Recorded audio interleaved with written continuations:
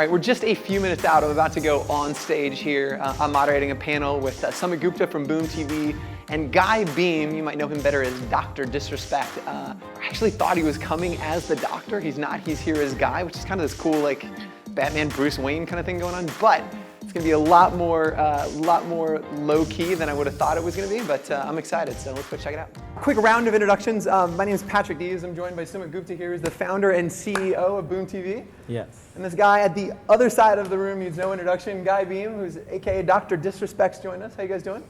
Good, good. Great, man. Good. This is Good to be here. Yeah, we're having a fireside chat.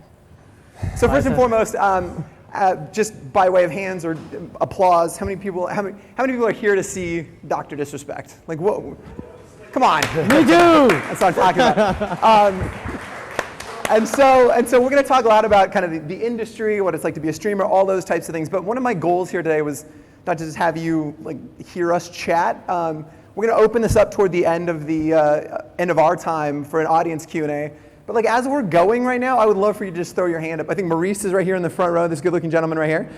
He's got a microphone, and he'll literally come to any of you guys if you have a question as we're talking a little bit as we're going through this. So, Sumit, I would love for you to kind of start. Talk to me really quickly about like what is Beahm TV? Like what are you doing here? Why are you guys participating in the event? And kind of go from there. Yeah, so I'm the founder CEO of Beahm TV. We started about 2 years back. Our whole mission was to turbocharge any kind of interactions, engagement, monetization between the influencers and essentially their communities. And we have a bunch of technology solutions. I mean, really good ones out there that really help streamer community do that. We have a network of about 20,000 streamers active, and we are rolling out a bunch of products in the next quarter that's going to take it to the next level. And in general, I think I've been blessed by the industry in general, and I've been helped along my way. And my whole mission was now to kind of help as many kind of influencers out there as possible. I see this industry as essentially a new way of essentially a new way of entertainment, and that's just growing like crazy. And as the worlds are converging between gaming and entertainment, I think that's where we are headed. And essentially kudos to Tyler at Esports Arena. I mean, they're doing a great job at it. We just look at the facility; it's just amazing. Yeah, it's impressive, isn't it? Yeah. Well, I think so. Like, well, how did you guys get together, Guy? Like, how did you find Beahm, or how did they find you, or how do we stop the feedback? I might need some help with the mic in a moment. Somebody out there. So how did you guys find each other, Guy? Like, how did you heard of Beahm TV? Did he find you? Did you find him? Like, what was the? Sure, a coworker from when I was working at Activision. After Activision and I sort of departed ways, yep. I was in the process of looking for a job in the industry, game design specifically, and a few months, lots of design tests, and then I essentially was in the process of potentially taking a job up in Washington, and a coworker from Activision, he's like, hey, come down here, come down up to the peninsula and meet with the guy. Weird dude. Yeah. For lunch, and I got a buddy that I'd like you to meet. He's got some good ideas, and I said, okay. So I met Sumit over some lunch. I mean, I was trying to hire him for Beahm. Right? Yeah. My whole mission was, sure. hey, I'm trying to do something here. It's a very interesting industry because there's just so many kind of niches, so many views into it. There's not like one thing you can do, right? You can only have a lot of initiatives, and everything has to come together in a way, right? And so you were trying to hire him. So I was just trying to hire him, like, hey, just join us. I mean, he has an experience, as a level designer, community manager, being a player, 2-time champion, Yeah, I definitely want to hear your whole story. But like, what excited you about Beahm? Like, when he's trying to hire you aggressively, like, what was exciting about what they're doing?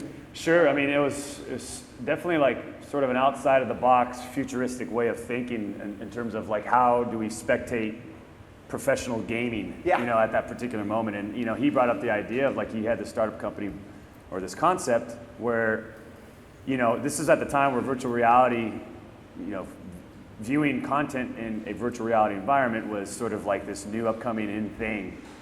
And, Sumit had this idea, this concept of basically being able to tap into a game while it's being played live and be able to sort of navigate inside that virtual space. Yeah. So you're basically taking any angle that you want as a spectator, as a fan of whoever. Like let's say if Ninjas in Pajamas are playing CS:GO on Dust, you're able to fly around in virtual reality and view a specific bomb site or angle or bridge or whatever, and in real time. Yeah. And so I hadn't heard anything about that. Like I've watched a lot of esports. I've watched the set angles. I've seen production. And they do. These events, they do a great job. But I never thought of like, whoa, this is Next more level. This yeah. is next level, Yeah, right? For sure. And so then that concept kind of carried over to like, well, not only can you do this for like professional esport gaming events, but let's say one of your favorite streamers is streaming Battlegrounds or Fortnite live on their channel. Hey, instead of me sitting here and watching it on my flat screen and I have a virtual headset, I could put on my virtual headset, go into that specific game that they're playing live stream and fly around and just watch them. And so I was sort of sold. Immediately, or is it? Yeah. Yes. Yeah. No, I mean, I would say no. So he was sold, but then there was a deep desire in him to go and say, you know what, I want to do live streaming. Okay. So do you mind if I just do that while you guys figure it out? Well, that was part of our sort of our arrangement with him bringing me on as sort of like an advisor Yeah. was to go out and learn the industry. For sure. Because I had never live streamed or anything. I had this character that I did a long time ago on YouTube, and a lot of that was like not high production, but you record and then you go bring it into Vegas or whatever and you edit. A lot of post. Yeah. A lot of post stuff, right? Like to bring that character to a live streaming platform, I'm like, that was scary, but the idea was to learn about the streaming industry and network a little bit. And let's take a step back too. I think that's really interesting. Yeah, but he's underselling it. I could see, he was totally sold on that. Like he knew that this industry will change or got to change. Like he's he would come out very strongly like how this whole kind of production value of the live streaming, which, when he launched more than a year back, it's been now almost 2 years now, right? So, but when he launched, I think his production level was amazing, like, as compared to anything else, right? And that really helped him kind of, be different, and of course the character and, all sorts of delivery and everything, but just the high production value of the stream and the concepts, right? And it was just great to have that. And then he was a big believer that this whole industry is gonna go, more towards entertainment, which it is now, right? In addition to, of course, being able to play, great. And that's what is happening now. And also the future, as we are seeing, is kind of evolving into that, where a lot of the kids, a lot of the teens are now, for the first time getting introduced, thanks to Fortnite and, into this live streaming community. And, what they are appreciating is not just the gameplay, but also in terms of the persona, in terms of the entertainment that, that comes along with it. Well, I think a lot of people, obviously a lot of people know of Dr. Disrespect. I'd love to hear, how was this a career choice? I'd love to hear from your time at Activision all the way up to now. If you can kind of walk us through, what was that journey like for you? Because that is a bold decision. To your point, you're like, I want to explore and kind of learn and stream, and then obviously come from a world where you, again, heavily involved in post to just live in the moment, I'm present. What was that like? Well, here's the thing. I mean, so I had a fantastic run at Activision. That was it just challenged all my creative senses. I loved it, level design, sitting there building maps and working in that creative environment, that collaborative environment with other extremely talented people. That was just I was living a dream. Sure. And then, when it was time to sort of venture outside of the Call of Duty franchise and look for sort of a new studio to work with and potentially move my family and location, all that stuff, there was it felt like, oh, I worked on Call of Duty, I should be able to pick up a job relatively quickly, just based off that experience. Little game called Call of Duty. Yeah, and that wasn't the case. It was I had probably 7-8 design tests that I went through, multiple interviews, and it was just it became this strenuous process, very stressful process for months. And again, it came down to this one company up in Washington, but at the same time, there was just something about meeting Sumit and the timing of that, and it literally came down to a decision. I'm talking 2 weeks, where it's like, do I go here? Do we move the family up to Washington? I'm a California kid. That's going to be a big jump, but it's sort of a known path, right? Like, I know exactly what I'm going to do. I know what 3 years down the line what that company is going to look like, 5 years. Or there's this Sumit, who's very energetic, passionate, very successful himself. He's got this idea. It kind of falls in the same realm. I get to start up an old passion. And ultimately, it was just like, my wife, Leo, you'd make the decision. And she ultimately made the decision. She's like, just go for your passion. And that's kind of how it started. I love how that so frequently those major life points come down to our significant others. They're like, you make yeah, that's true. I was just, I asked him, hey, what's happening? I'm just waiting for my wife to make a decision.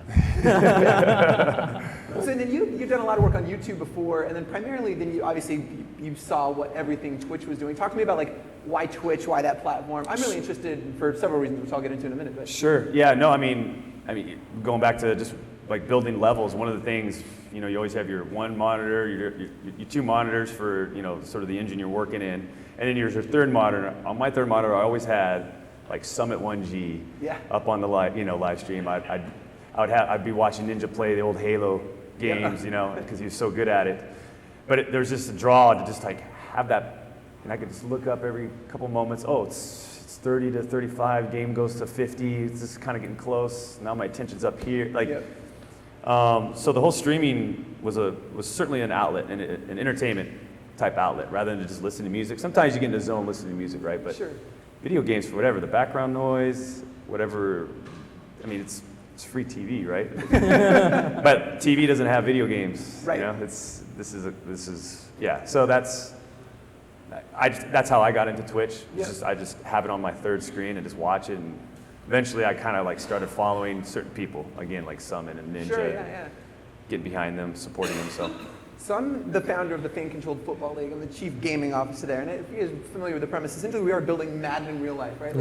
Literally fans choose everything about every team, right? They choose the logo, the mascot, the colors, but then they choose the plays in real time. So actual people on the field choose, that are running plays by people at home. And one of the reasons we were obviously drawn to Twitch, we signed a 2-year, they acquired the stream rates for a couple of years for us. One of the things that we're doing, obviously, we're building out extensions and the technology available there. They'll be able to, you'll see the overlay right on top. To me, what the biggest draw was, because we started out with a proof of concept team in 2016, and in this league, we were in the indoor football league. We wanted to acquire the league. It was the indoor football league. We wanted to roll it up and rebrand it as the interactive football league, and eventually have every team do this. We quickly realized that was not going to be the case. We needed to start our own league. They had a deal with YouTube at the time, and they were live streaming to YouTube. And being a gamer, being a very passionate gamer, I'm like, this is absolutely ridiculous. Our whole concept is around interactivity and that lean forward experience of it's ostensibly you're playing a video game when you're doing this. So one of the things that obviously we went to Twitch because of the interactivity.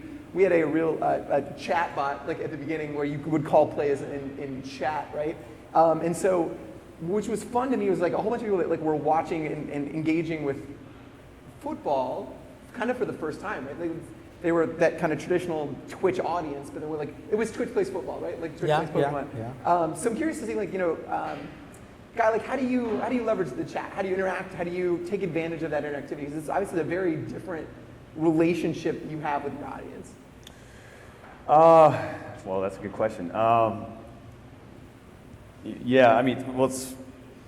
It's funny because when I first started streaming on Twitch, the chat was the narrative. Because you could stream a game and you entertain through the game, right? Sure, yeah. Especially as a character.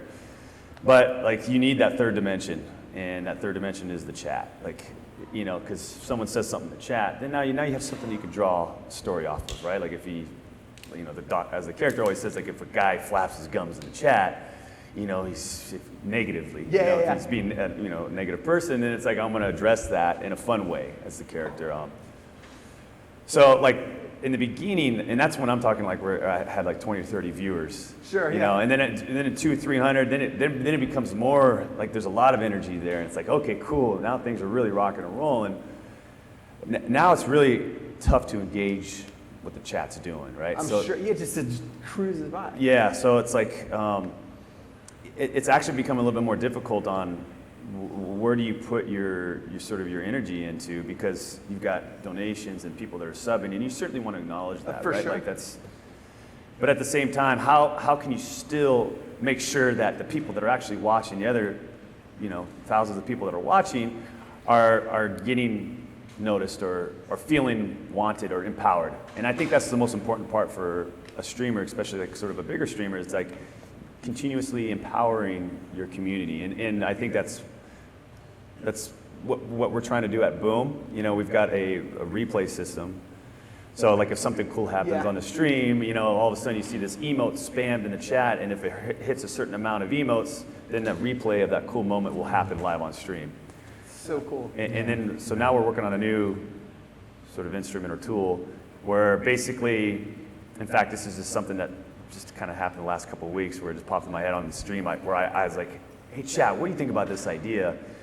Because I was in a situation with a sniper in the game, and I said, should I go and attack this guy, or should I wait here and wait for the gas? And I was thinking to myself, I wish I had a button where I could press it right then and there, and it basically would pop up on the screen, yes or no, or option 1 or option 2, or option 1, A, B, or C, and then vote in the chat. And so that's kind of what we're working on right now. Just those and then, I mean, anything around chat, if anybody has any ideas who's watching, who's on, you know, in this audience, do reach out to us, because I think, as you said, smaller streamers do have, you know, essentially a better grip on the chat. But I've heard this from a lot of big streamers is they would love to, you know, they would love to have essentially a better handle on what's going on in the chat and be able to respond to that. It's just that it is impossible for any human being to do that, you know, between the donations, the subs, and playing the game, game, and also the narrative, because it is essentially a story, right? You are also building a narrative while you are playing. For sure.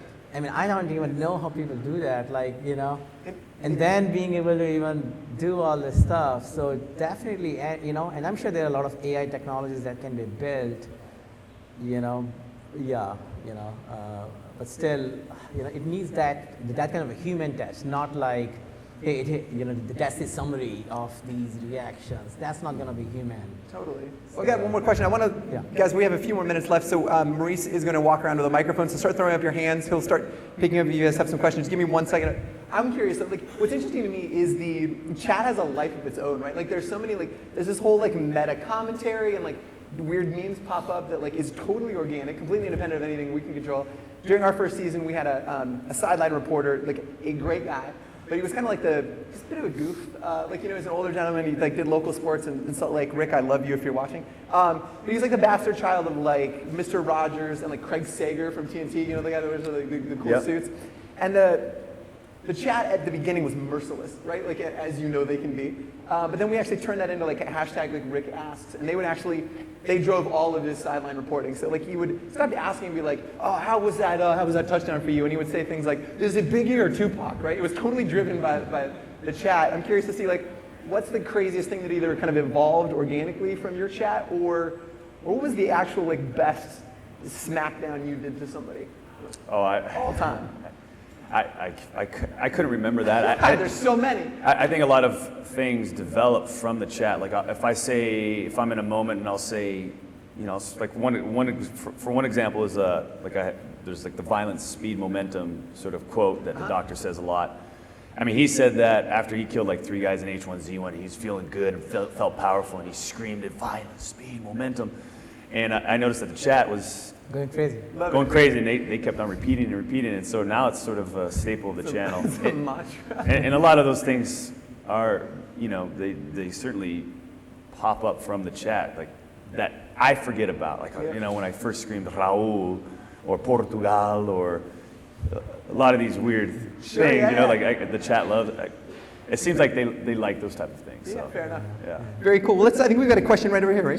Does this work? All right, cool. Hey, I'm Jason. I'm a founder of a company called Beahm, a streaming app. I'm a big fan of yours. I'm curious, guy, you've got a lot of perspective coming from YouTube, watching Twitch grow. You have one of the biggest channels on Twitch that rivals like a lot of cable channels. Ninja has like a bigger audience than like the Overwatch League, and he's getting $90 million or the Overwatch League is getting $90 million deals. Where do you see your streaming career and other large streamers' streaming careers like in 3 years? That's a good question. Yeah, that's a great question, and I think the answer certainly varies amongst each individual streamer and their sort of their goals, both short term and long term. I think given sort of the nature of my channel and sort of the odd nature that it's driven by a character, you know, like sort of the big picture that I'm looking at is potentially like a TV show, just because of the fictional story that's surrounding the character, you know, like being the most dominating video game player in the entire world. Like I think that right there is a storyline. It's a superpower. It's a superpower. So, I mean, 2 or 3 years, you know, you'd like to work up to that step, whether that's, you know, trying to take the channel to the next level on Twitch currently, or I mean, you know, hearing about how Netflix might, you know, there's those type of adventures. Like I certainly would want to take it to the TV show series. If there's movie opportunities with the character, I'm open to that. But one thing that I am lacking on a personal level is like a creative challenge right now. Just streaming on Twitch daily, 5 days a week, and kind of doing the same thing, playing the same content. It's not necessarily wearing me down. It just doesn't feel creatively challenging enough. And I don't know what that next level is or what that outlet could be, but I'm looking for it. So, yeah. Hope that answers your question. Cool. I'm having a hard time. Maurice, do we have any other more questions? Looks like right here. Lights are bright. Yeah, no, it's like, Hey, how's it going? My name is Wenz. I was just wondering if you've ever experimented with answering a live stream of questions that are curated during downtime in between games, almost like a live and personal AMA with a chosen set of Twitch users. I haven't thought of that. One of the things I have a challenge with is a structured like schedule of streaming events throughout a stream. Like I'm terrible at it. Like Boom, I'm supposed to run Boom tournaments on Thursdays and Fridays at like 4 o'clock, right? And it's like 4:30, 4:45. I'm in the middle of the game. I'm getting texts like, hey, are you gonna start that tournament? So for me that's certainly I like that idea. You know, I feel like I try to tackle again in an organic way. Like I'll look at the chat. If something catches my eye in chat during any sort of downtime between a game, or if I've died early and my teammate's still alive and I'm spectating him, I'll look at the chat.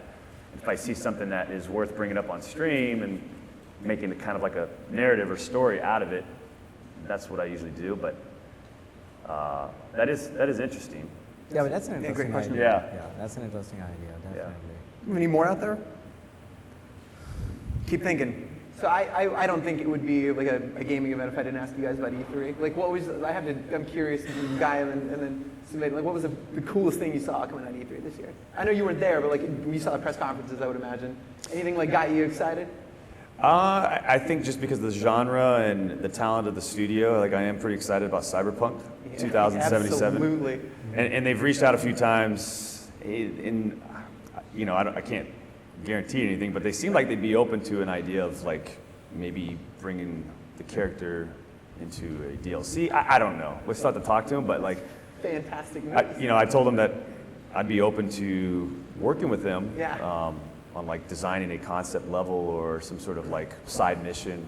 I don't even know what the game is about yet, Sure. really, but incredibly talented group over there. Totally. Having spent that entire time on the floor, there was an unparalleled. Do you remember several years ago the Star Wars 1313? Like Yes. when people would watch that, they'd watch the behind closed doors demo and then walk around the rest of the show, and it was like, you need to hurt somebody to get in and see this. You have to. And that was the whole vibe around Cyberpunk. Like I wasn't lucky enough to get over there, but like literally everybody I talked to were like. It blew Awesome. their minds. It was. I don't think I've ever seen anything like it. Cool. At E3. Yeah, but I was kind of disappointed. I mean, yeah, of course there was there was a lot of good game announcements, but I was kind of disappointed that there wasn't any. I was expecting any of these AAA studios to come out with something where there's more of the interaction with the viewers. Like, they all know now what's happening, Yep. Yeah, right? sure. In the influencer community and how, I mean, it has to be great content, of course, right? Yeah. But how it's all going together, right? And, the industry is moving towards that. And in spite of that fact, I think, AAA industry is kind of slow to react to it as compared to, say, other modems of the industry, I guess I would say. And it might be just because of, the pressures of the industry, like got to deliver, in terms of the timing and all the stuff. They have been building these games for like, 5-6 years. Yeah. So might be that it will come in the future, but I was hoping that there would be some big announcements around how this game kind of, uses the whole live streaming medium to go along with that. No, I could see. And that. I was like, nothing. Yeah. Wow, that was very surprising to me. No, you're right. I think I think that's an excellent point. I will say that I feel like all of the studios are getting much better at listening to community feedback. I know it's a different thing, but I feel like that's the toe in the water, right? That they're integrating kind of that community feedback. Yeah. Did you guys get a chance to see Anthem, by the way? Did you see the video? I saw some of the gameplay. Yeah. Unbelievable. It was very cool. Yeah. It visually looks really cool. I'd be curious to see if, how deep the actual gameplay goes. Dude, I will tell you, it felt amazing. I got a chance to have hands on that game. Yeah, the click to hover and then the aerial, like all of it felt amazing. Coolest Iron Man simulator ever. To your point, I have no idea how that feels like a BioWare game, right? Like I don't know what the narrative hooks are going to be like. It was a very kind of linear path that they had us on. It was like a 15-minute demo. So. And I think we got a little bit of tease of like, okay, AAA is starting to get into VR games a little bit more, right? Like Call of Duty, like their Blackout version, but we haven't seen gameplay on it. No. Battlefield teased like that they're doing it, but we haven't seen any gameplay on it. 6 minutes in, for those people who are counting, like 6 minutes into all of E3, we got our first Battle Royale announcement. Yeah. There were fewer than I thought, actually. I was ready with a snark on Twitter. I was ready to go with the Battle Royale jokes, but that was kind of disappointing. Looks like we've got a question. Yeah, he's pointing to somebody. Oh, all right. Looks like our time is Awesome. up. So, one more question? Awesome. I appreciate letting me get in the last question. My name is Matt Martinez. I'm from wavearm.gg. We're a marketing agency, esports agency in Chicago. So, Guy, I had a question for you. You had mentioned just in terms of elevating your creativity and kind of trying different platforms from Twitch, and you'd mentioned Netflix. So, I was just curious, what kind of partnerships are you most excited about in terms of the future of gaming content like you're creating? Partnerships within like. What things do you want to do? Beyond Twitch. You'd mentioned Netflix, some other things, and in terms of just partnerships that you think would be great for your brand. Sure. It's God. This industry is so tricky. It's constantly just evolving and changing. I mean, right now, if you look at Twitch platform and with the sort of the rise of Fortnite, that's introduced a completely new demographic. Not completely new demographic, but certainly an influx of a specific demographic to the platform, being sort of a younger audience. And, it feels like the character there, like he, not necessarily is worn out his welcome or anything like that, but his demographic, I'm not sure particularly caters to that demographic, this influx. So as Twitch is growing in that sort of capacity, like in that sort of way, is it the right fit for the character? And so I'm excited to hear how Mixer is going to do, how their platform is going to evolve over the next year or two. They're putting a lot of resources in Facebook.gg's just got into it. I'd be curious to see how that platform evolves. Hulu, Netflix, you just got a feeling that Yeah, they're going to look at these numbers and just go, okay, we need to get into the live streaming 100%. business as well. So, Guys, thank you so much for your questions. I think our time is about up. Really quickly before we go, Guy, where can people find you on social? Where can they, if they want to harass you, see your content online? sure, twitch.tv/Dr. Disrespect Live. That's where I'm at 5 days a week. I usually post my schedule on Twitter, which is at Dr. Disrespect. Great. Sumit, where can people find you? At Beahm TV. At Beahm TV. Yeah. I'm at P to the D's on Twitter, and you can follow the Fan Control Football League at FCFL. That's Fan Control Football League IO. Guys, thank you so much, and we'll see you around the convention. Thanks, Thank you. Pat.